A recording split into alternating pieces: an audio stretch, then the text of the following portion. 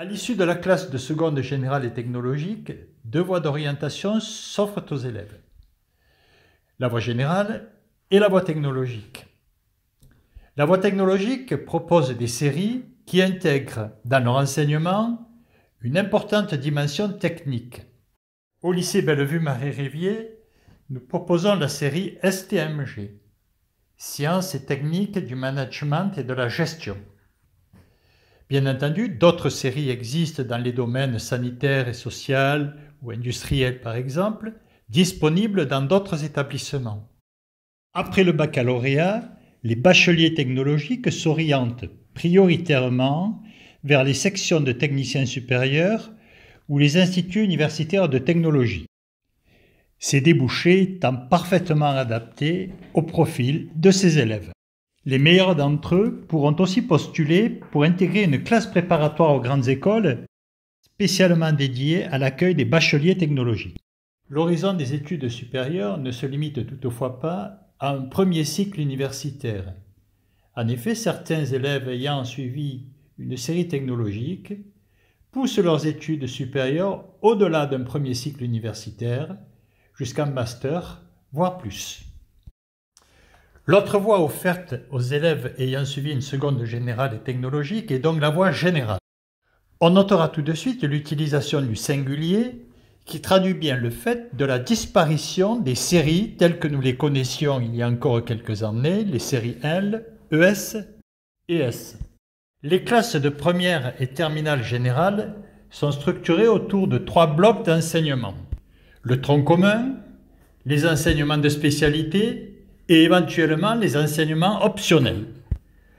Le tronc commun tout d'abord, soit 16 heures d'enseignement en première et 15h30 en terminale, constitué des matières telles que le français en première, la philosophie en terminale, les langues vivantes, un enseignement scientifique, l'éducation physique et sportive, l'enseignement moral et civique et l'histoire et géographie.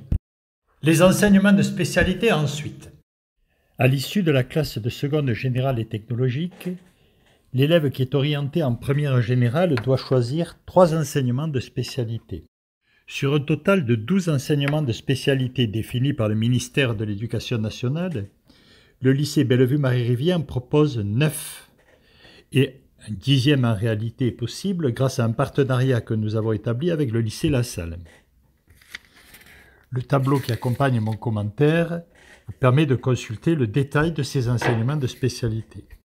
Dans l'emploi du temps de l'élève, chaque spécialité représente 4 heures de cours.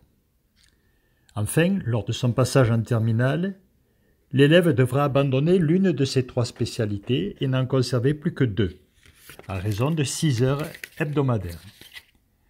Ainsi, nous pouvons observer que plus l'élève se rapproche de la fin de son cycle terminal, plus les études tendent à se spécialiser. En plus du tronc commun et des spécialités qui constituent le socle des enseignements de la voie générale, l'élève a la possibilité de suivre des enseignements optionnels. Le choix de ces enseignements est bien entendu totalement libre, mais est limité par l'Éducation nationale. Un enseignement optionnel en première et 2 en terminale sont possibles. En première, l'élève peut poursuivre un enseignement optionnel suivi en seconde, tel qu'une langue 3, italien, chinois ou allemand pour ce qui concerne le lycée Bellevue-Marie-Rivier, le théâtre, le latin ou le grec. À noter toutefois le statut particulier réservé à ces 2 dernières matières qui peuvent être choisies en plus d'une autre option. J'ajouterai pour être complet la possibilité pour les élèves inscrits en section européenne anglais et espagnol pour ce qui est du lycée Bellevue-Marie-Rivier, la possibilité donc de poursuivre dans cet enseignement. En terminale, 3 options nouvelles sont proposées aux élèves. Mathématiques expertes, réservée à des élèves qui suivent déjà la spécialité mathématiques, mathématiques complémentaires, et 3 grands enjeux du monde contemporain. Comme on peut le noter, de profonds changements sont venus bousculer l'organisation des lycées et plus particulièrement du lycée général. Et ces changements se sont accompagnés d'une réforme du baccalauréat, réforme que j'aurai l'occasion de présenter lors de la journée porte ouverte du 16 janvier.